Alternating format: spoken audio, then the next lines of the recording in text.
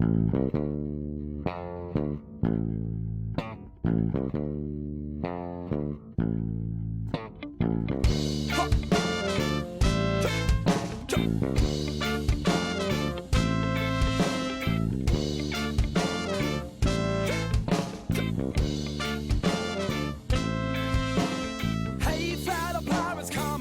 what I say. The captain is a tyrant and I no longer obey. I'm sick of taking orders from the madman in command. So let's drop him on an island and leave him in the sand. Cause it's a mutiny. It's a mutiny. It's a mutiny. And now we're taking over the ship. It's a mutiny. It's a mutiny. It's a mutiny. And now we're taking over the ship. Because I left my sweatpants on. Oh, you started recording. That's all right. A great start. Hello and welcome to a very special episode of the History of the Atlantic World podcast, a member of Big Heads Media. My name is Jesse Weiss. Thank you for joining us. I do mean us, obviously. I'm here with someone, Dr. Danielle Skeehan, an associate professor of English and comparative American studies at Oberlin College. Her teaching and research interests include Atlantic literature to 1900, gender and sexuality, material culture, book history, and media studies. Today we are here to talk about her new book, The Fabric of Empire, Material and Literary Cultures of the Global Atlantic from 1650 to 1850. Dr. Skeehan, Danielle, if I may, welcome to the show. Thanks, Jesse, and thank you for having me. I look forward to our conversation today. Okay, great. Yeah. Me too. I really enjoyed your book a lot. And especially just right from the beginning, you dive into a kind of an idea that's central to the book. And I'd never really thought about this connection before, but that's the idea of written text as a textile. And I don't know if I'm the only one out here, but there may be a lot of people in the audience who've never really thought about that before either. What are the roots of this relationship between texts and woven textiles? I mean, it's really multifold, Jesse. First of all, in terms of the etymology, they both share text, and textile shares the root textus, meaning that, thinking about text, it allows you to think about text as actually woven objects. And then on another level, that's very material up until the mid-19th century when they start making paper from trees, right? I mean, that's like what we know of today. We're like, oh, like save the trees. I'll bring my own bag to the grocery store kind of thing. But before the mid-19th century, most paper was actually made from recycled cotton and linen rags, which is interesting because if you go into the archives, you'll actually see archivists like sort of dunk archival materials into water baths to clean them, which you would never do with paper made from trees, right? Because it would actually dissolve.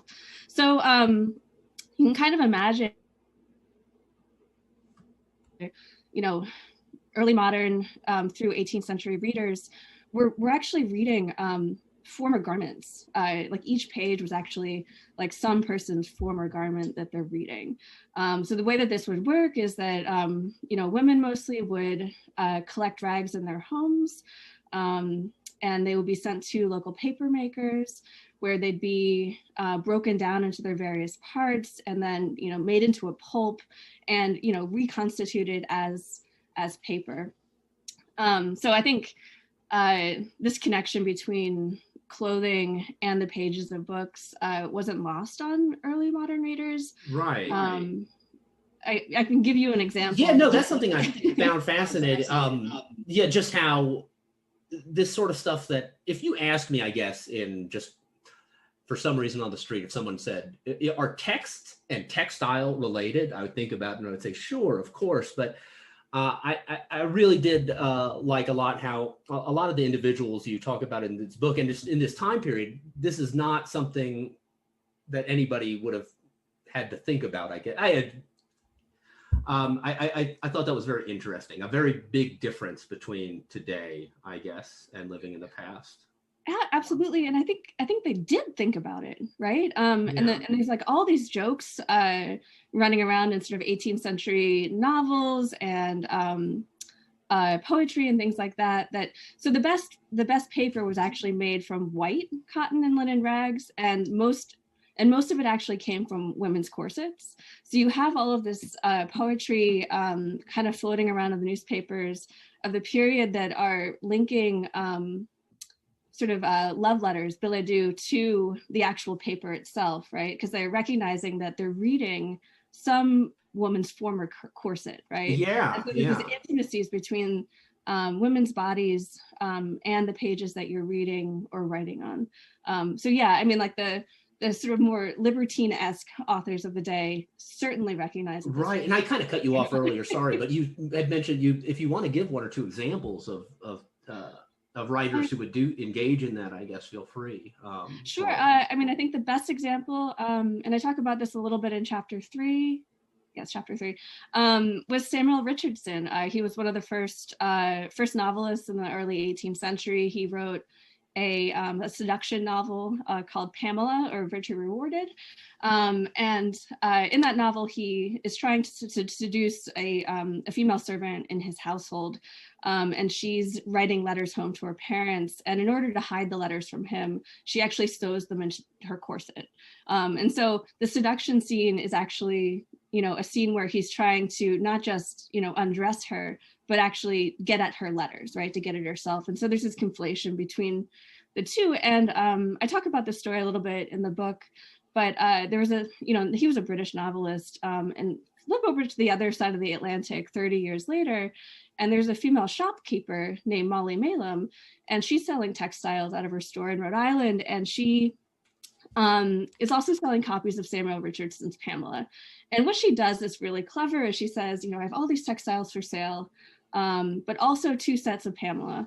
And she puts them right between the 2 different kinds of corsets she's selling, right? And so she layers the novel actually within the corset, recognizing that the novel itself, which is epistolary, I'm not telling the story very well. Yeah, no, that's epistolary is, it's the letters that Pamela is writing that are in her corsets, and then, the shopkeeper in North America recreates that scene in her advertisement, because you actually know what she's doing. like an inside joke, just if you're and a transatlantic inside joke, right. Well, somebody else who, a transatlantic person I want to talk about, I guess she would be more of an editor than a writer, but her name was Virginia Farrar. You talk about her and I guess her family a bit about in the book, and she is just an illustration that the business of colonialism isn't really just strictly the business of European men. And I thought it was very interesting that somebody paid a lot of money for one of her books. Well, who is Virginia Farrar, and why would someone pay so much for a book that she'd written in the margins? Sure. So Virginia Farrar was a woman, an English woman, born in the sort of early 17th century, but she was born into a family and a family business very much involved in colonization. I think that's another facet of colonization we don't always think about. That it wasn't European governments necessarily doing the colonizing. They were giving money and support to businesses. And so she was the daughter of John Farrar, who was involved in the Virginia Company of London, right? And so these were very much companies. And she was named for the colony, actually. I think she was one of the first people to be named for the colony of Virginia. But she and her father were trying to think about ways to make the Virginia colony more profitable. And one of the ways that she was thinking about that was through the act of sericulture, which is silk production. And so, she was involved in scientific experiments. She was in conversation with natural history writers of the day and other scientists and the governor of Virginia itself. And so she was very much a transatlantic author, editor, experimenter, scientist, with her kind of hand on the pulse of what Virginia could be. So why did the John Cutter Brown Library back in 1908 or whatever it was buy this book for so much money? I mean, I think it really had to do with the fact that the most of the antiquarian societies and historical societies were really trying to build these collections of Americana in this sort of backward-looking act of nation building. And so I think they recognize this book as important to the history of what will become the United States in one way or another. But I think they only bought it. I mean, the story gets a little more complicated because they actually bought 2 books, right? Yeah, they bought 2 books. I can tell right. that story, which is kind of fun, but we probably shouldn't, just because I want to point out I had several more questions for you that I literally just had to cut out before I sent I send these in advance so that folks know about what I'm going to ask them basically. But there, I mean, I want to make sure we get to all of these for sure, and then but we will return a little bit for sure to sericulture also, because I want to get into that a little bit. For now, I want to talk about something that happens in 1719. You give a really good background to this. This I had never, and I'm much more knowledgeable about American history, I guess, than British history. But in 1719, 250,000 British wool workers engaged in a violent strike. And one thing that struck me was that the wool workers attacked printing presses. Mm-hmm. Would you talk about this? What's some of the background, I guess, leading up to this strike? Why are these people so angry? Sure. So, I mean, you have to kind of go back in time a little bit to the foundation of the British East India Company and the beginning of the importation of Indian cottons into England. And, this battle between the British East India Company, Indian cotton textiles, and British wool production, and had been going on at this point for like 30 some years. In 1700, they passed the first Calico Act, and that meant that all calico that was printed, that had color, that had designs on it, could not be imported into England because it so threatened the British wool industry. But there was a caveat: they could still continue to import blank white cottons. So then, fast forward the next, 20 years, really savvy printers, people who are used to printing books and books with images, they started repurposing their presses to print on the blank sort of Indian cottons. Because the Indian cottons were actually really, really popular. They were really lightweight, they were versatile, you could use them for clothes, you could use them for furnishings. And so there was this loophole where the printed cotton textiles were still in circulation, and wool workers were losing business. Right. They felt that their trade was threatened, and so they went on strike. And some of the women actually marched in the streets with their distaffs that they would use for spinning, and kind of attacked anyone wearing cotton textiles. Yeah. No, I just thought that was pretty interesting. Okay, and I want to talk to. I put 2 links in the show notes. One is going to be to take us to a piece called "The Apotheosis of Franklin," and I just want to talk about this a little bit. I thought it was just a really neat image, and for you listening, there are many great pieces of art that are talked about and in this book that are just excellent. I've just given you a couple of examples here. But at any rate, I want to talk about this one, and let me bring this up here on my browser so I can take a look. And I'm really sorry. Whoa. I'm sorry. I realized my laptop was not plugged in, and it gave me a message saying, Dan, I started to panic there for a second. Okay. All right. So let me take a look at this. Danielle, would you tell us, talk about what this piece is, and I guess what it represents, and who made it, whatever you'd like to talk about it. And then I might ask you some questions about particular, imagery inside of it. Sure. I mean, just to link to the last question about calico, this is a piece of cotton printed in England by on those repurposed printing presses. It's from 1785.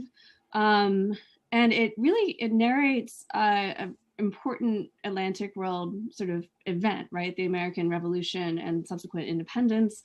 You have all the figures there, right? You have Franklin, and hopefully people can see the image. You have Franklin, and there's like his famous quote, where liberty dwells, there is my country. You have Washington, and he's driving this chariot with the allegorical figure of America in the chariot with him, actually holding a scroll of the Declaration of Independence. Okay, and it just so that goes I guess on would and that be on. like Lady Liberty or something like that? Exactly. Yeah, exactly. You have an Indigenous American, a composite, obviously, with a flag that says "Unite or Die." There's another flag that's juxtaposing the Liberty Tree and the Stamp Act, which we know is like one of the things that led to the Revolutionary War. And I think, one way to really think about it is that texts, it's actually recreating all the texts that were foundational to nation building. This is the early republic, but it's British, right? And it's actually made, it's not Indian cotton, it's made from cotton that was produced by enslaved people in the US. So, I mean, a couple ways to think about it. If this textile is kind of narrating national founding, slavery is integral, it's built into the fabric of the nation. And secondly, that nation building, we might think about it in always already transatlantic, transnational context, right? This is the British textile. It is printed on American cotton, but so I think that that's kind of interesting. No, that is very interesting. That I guess kind of what it kind of shows is that you can have an American Revolution can't kind of divorce America from the Atlantic world. I mean, it's not. I'm sure they would have loved to have had that on, because it's really it's a symbol, I guess, of the nation and everything. I'm sure in a perfect world, the people who made it would have wanted it probably on American-made fabric. I'm guessing, unless this is just. Anyway, this is just kind of my speculation. I just thought it was kind of neat. And what's actually kind of funny about it is that fabric, I mean, they would have made, bed linens out of it. Like, could you imagine like being like British and you're going to bed and you're being tucked in by Franklin in Washington? Now, I want to frame my next question with a quote that you wrote. I thought it was just a really neat line. Quote, "The example of Indian cotton asks us to see Western industrialization as an imperial import of technologies and practices rather than as an export to colonial peripheries," unquote. Would you please unpack this a little bit? In particular, I really enjoyed your explanation of how these economies were connected: India, Britain, Africa, North America. I guess we've been kind of talking about this a little bit, but please. Sure. I think, the story we usually tell about cotton is more of it's not an early modern story. It's a story about, modernity, industrialization, the cotton South, right? And industrialization in Massachusetts and New Hampshire and places like that. If you move the clock back a little bit, you start to realize that the story of cotton really and its production is perfected in the sort of Indo-Atlantic exchange between these places. And so India was producing cotton long before Britons even developed a taste for it. And so when they started importing it, they weren't very good at fashioning it, at printing on it. So they had to actually import a lot of those technologies in order to do so, including what we might think of as the early factory system. And so rather than thinking about the factory system as developing in Manchester or the Lowell Mills in Massachusetts, you really need to think about it developing in South Asia first. But that's not to say that it's just unidirectional. I think that that's the thing you need to think about when you're thinking about the Indo-Atlantic world, as you pointed out, that brings together West Africa, South Asia, to be honest, East Asia, Britain and North America, is that South Asians started to get really savvy about their British buyers and started recreating designs and things like that were being developed by Spitalfield silk weavers. And so you really have this back and forth conversation that's taking place within the textile itself, if you can kind of read between the weave, if you will. Right. Yeah. And okay, I cut this question out. I was just looking. Now, I kind of part of the reason what attracted me to, I guess, studying the Atlantic world is just this idea, that I guess Western civilization really has a lot more of Africa and the Americas in it than just Europe. I mean, only strictly European history.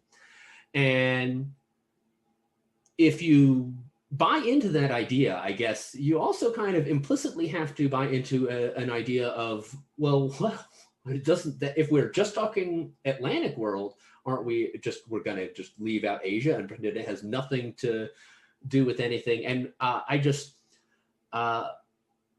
tell us about what do you mean by Indo-Atlantic world, I guess? What do you mean by that? I thought that was really kind of neat. Yeah, I mean, this is not a term that I came up with, but I guess one way to think about it is, this is going to center England again a little bit, but they were developing empires and colonizing in two directions at the same time, right? They were developing their connections in India, South Asia, and North America and the Caribbean. So you really need to think about an Atlantic world that stretches to the Indian Ocean, because they were imagining an economy where, for instance, after the Calico Act of 1700, printed Indian cottons could be imported into England, but then immediately re-exported to the Caribbean, right? And so these are deeply interconnected economies that came with their own material texts and politics as well. Yeah. I had never heard the term Indo-Atlantic before, and I thought it was kind of neat.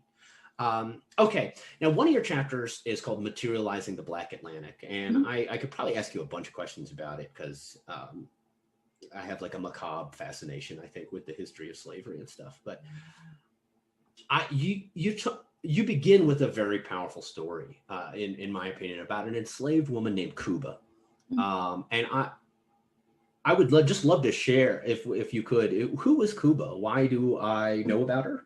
And I guess, why do we know about her? And please just talk about that, because she seems like a remarkable one.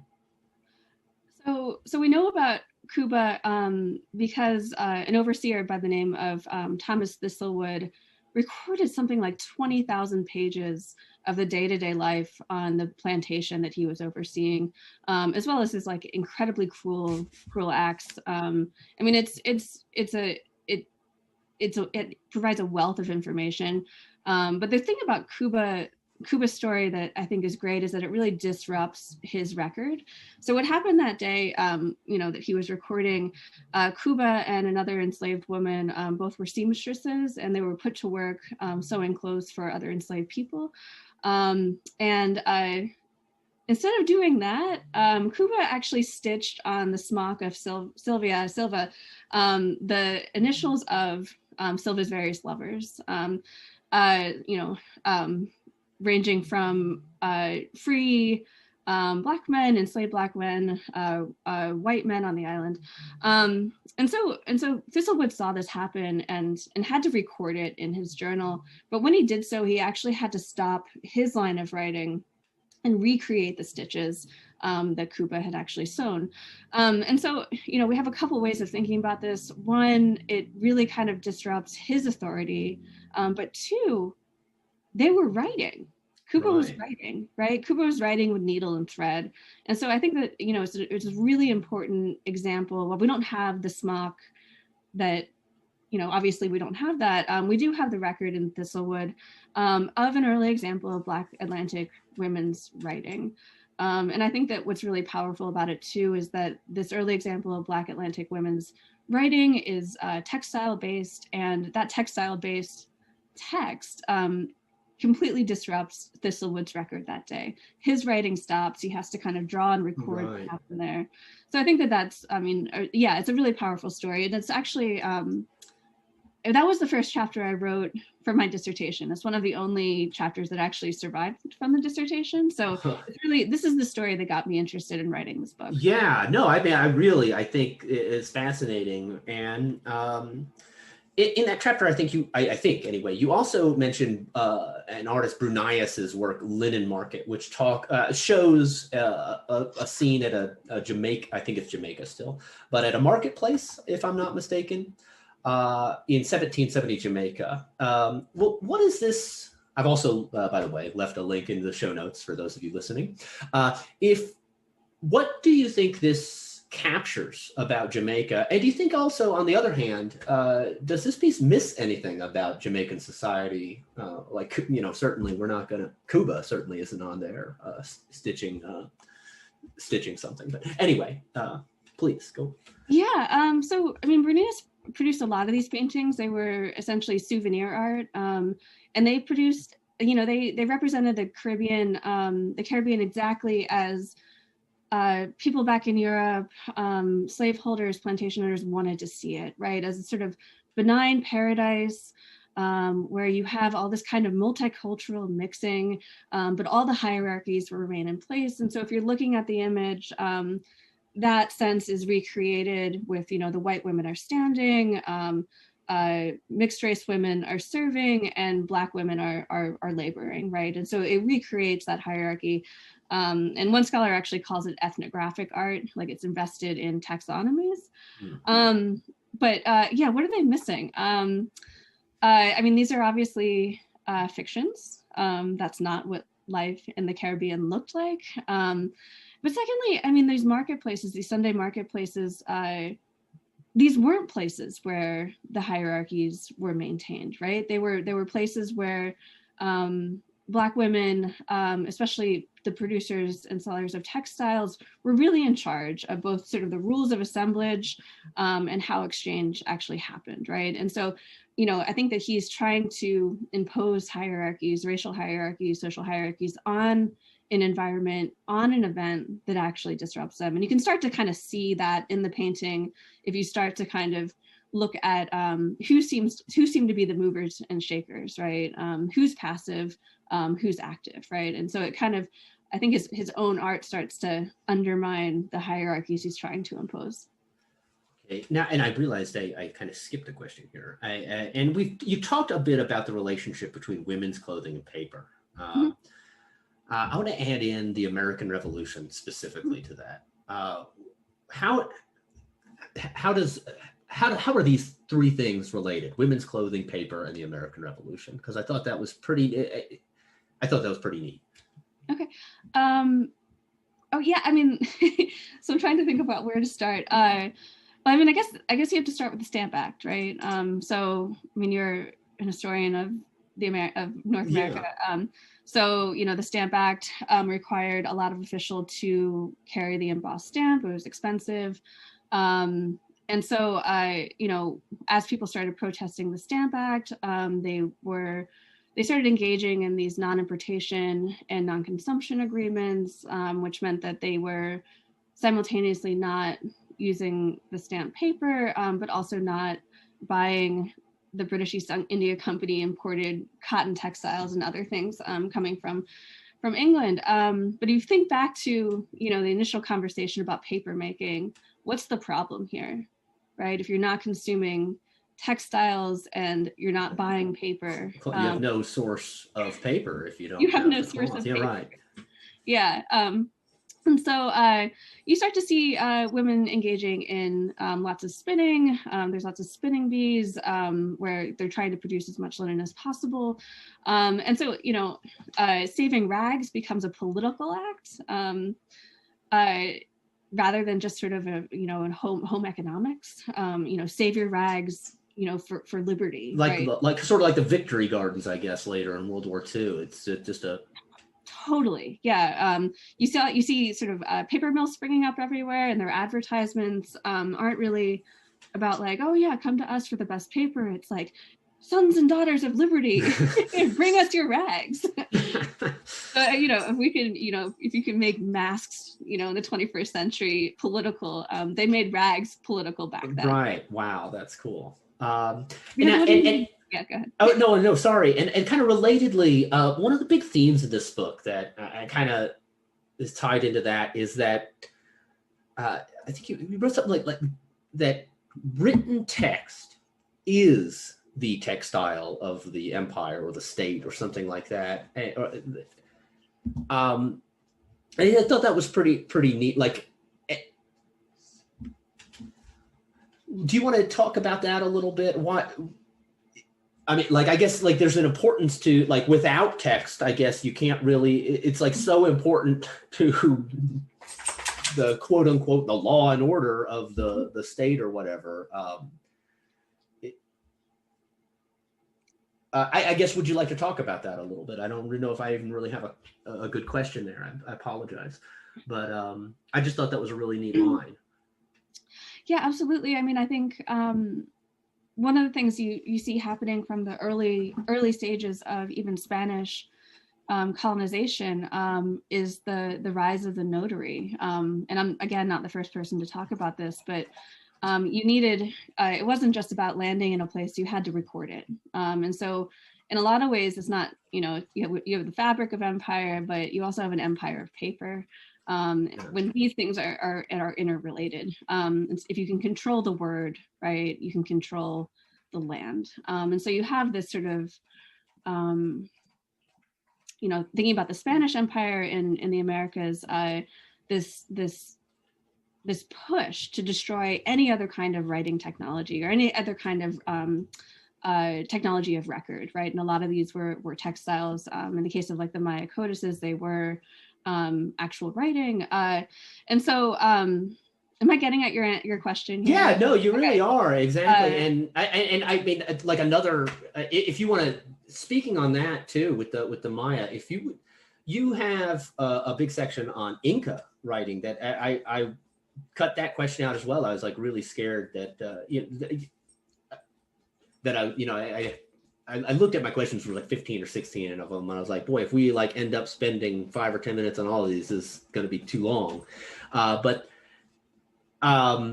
would you like to talk? I mean, I think the Inca in particular, I think, shows us that I guess the relationship between text and textile predates Western civilization probably altogether, and it's certainly this is just a fact that text and textiles are related. It's not just something specific, I guess, to the way they did it in ancient Greece or whatever. Would you like to talk a little bit about the Inca, the way the Inca would record their writing or knowledge on particular? Pardon me. Sure. I mean, they had the knotted records. And I think, you know, one of the things that the book is trying to do is to really kind of look at writing cultures in the Americas across deep time. It does have has mostly a focus on European writing and textiles. But because I'm not trained as an Indigenous scholar, so it kind of they come in as examples. But yeah, I mean, the big takeaway though is that people were using textiles as a technology of record, right? Long before Europeans arrived, and even after Europeans had begun colonization. And you know, I'm thinking about like in the case of like Kumbi cloth, for instance. I mean, these tell the stories, right? They were like highly prized textiles that were really important to tying together the state before colonization. And then even after colonization, that was another image in the book. You start to see those woven records evolve to kind of actually bring in the imagery important to enslaved Africans that are coming in from West Africa, for instance. And so you start to see these as like these, you know, text as textiles that are recording different cultures' experiences and kind of a melding into a sort of creolized culture. Yeah, and kind of building on that, you end the book on the topic of decolonization, and You talk about the role that traditional weaving practices play in these movements. And would you like to talk about that? Sure. So I start the book off with the Maya weavers movement, which is ongoing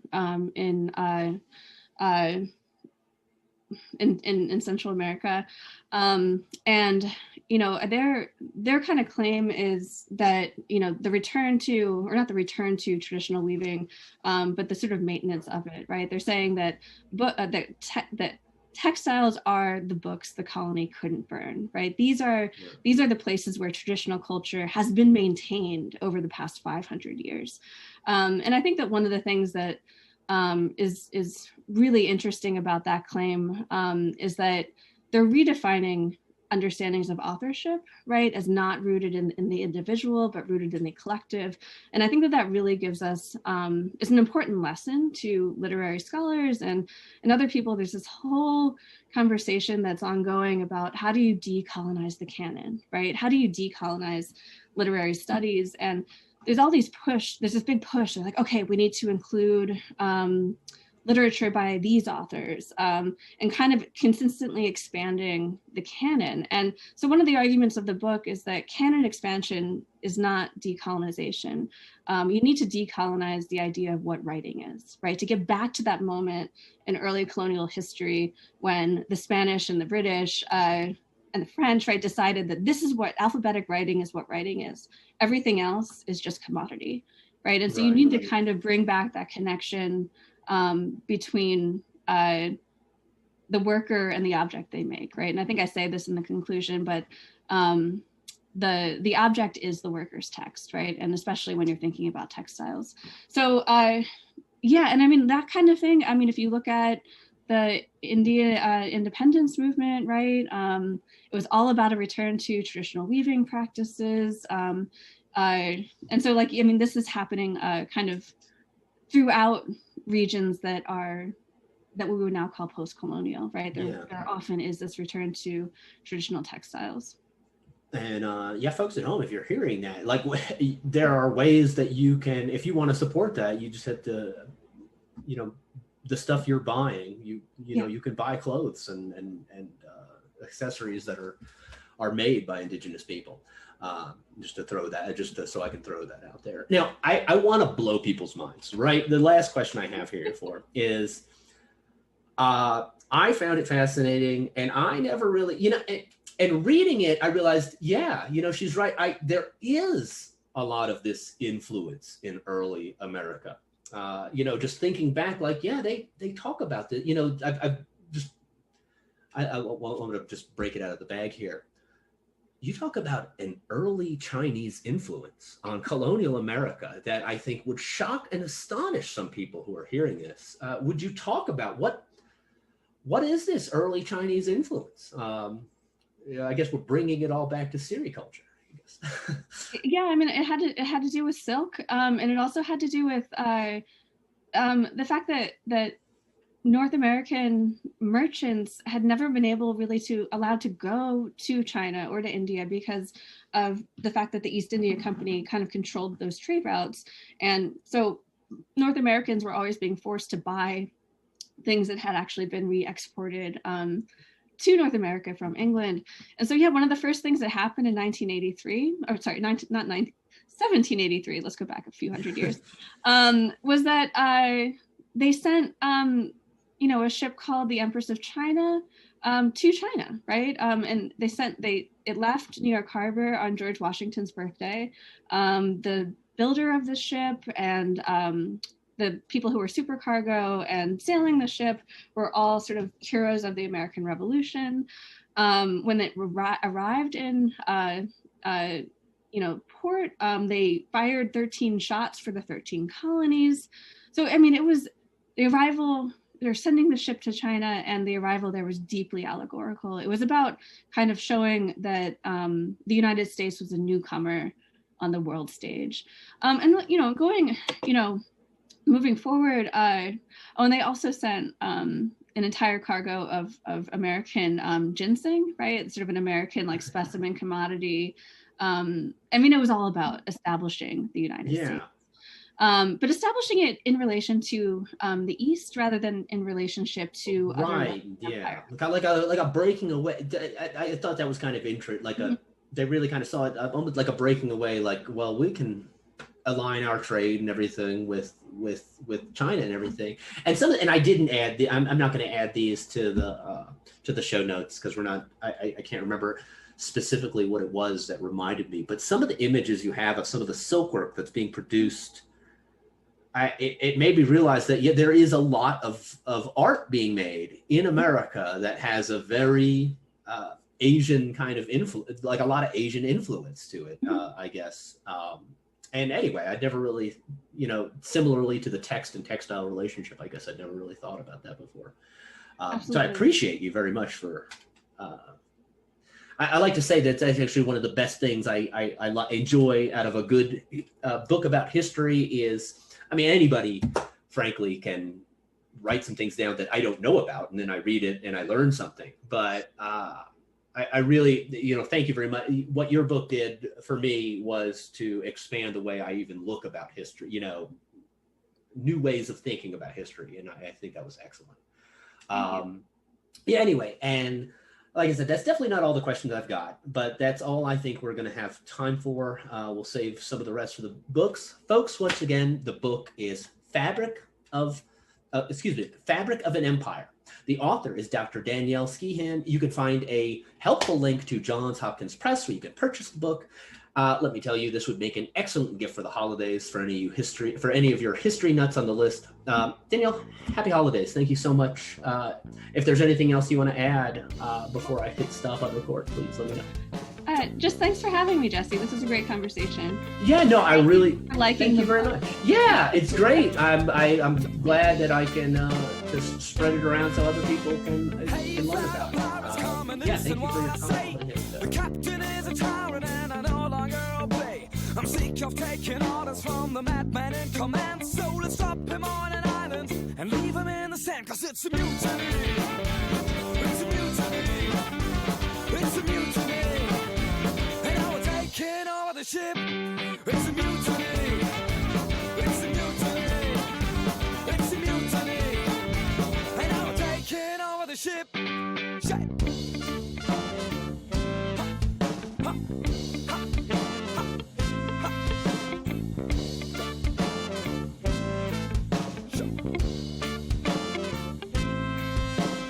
Hey, mighty captain, haven't you heard what's happening here? You're no longer in control, and we're drinking up your beer. This is now a democratic, egalitarian pirate ship, so enjoy your trip. 'Cause it's a mutiny. It's a mutiny.